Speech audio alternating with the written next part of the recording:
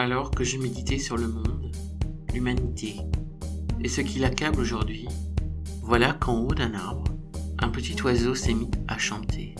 Il s'est mis à chanter « Et si, et si, et si ?»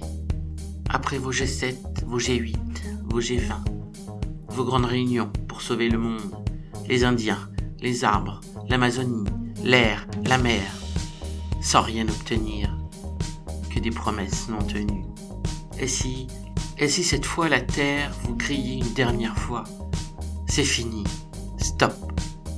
Rien n'a arrêté vos usines, vos pollutions, vos destructions, ni les alertes des scientifiques, ni l'extinction des espèces, ni les feux de forêt, ni les accidents nucléaires, ni les catastrophes climatiques, rien. Et si cela n'était qu'un dernier électrochoc, avant que notre terre-mère n'implose, si seule la menace de la vie humaine pouvait enfin vous faire comprendre, et si, vous voyez, puisque là tout s'arrête, les usines, les voitures, les bateaux, notre terre-mère étouffe, privée d'air, les animaux, la nature se meurent sous notre pollution, notre égoïsme humain inconscient. Et voilà un virus qui s'attaque à nos poumons, à notre capacité à respirer de l'air pur. Cela ne porte-t-il pas à réflexion ?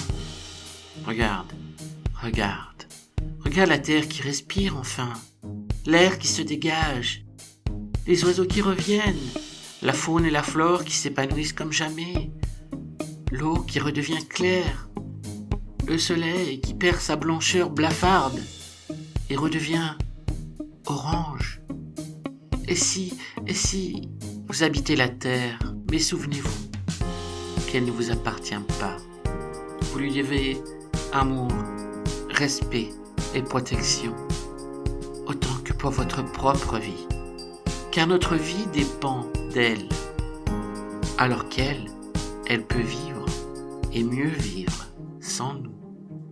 Souvenez-vous-en.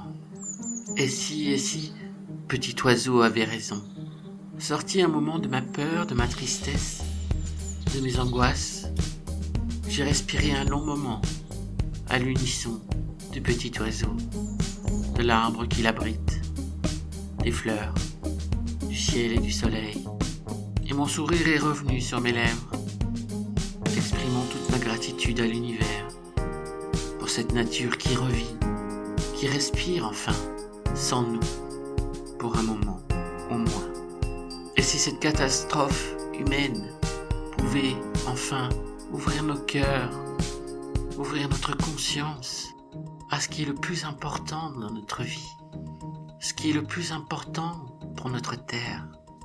Il y avait un avant, il y aura un après ce Covid, bien des morts, des peurs, des horreurs. Mais après tout cela, et déjà, pensons-y, dans quel monde, sur quelle terre voulons-nous continuer de vivre ?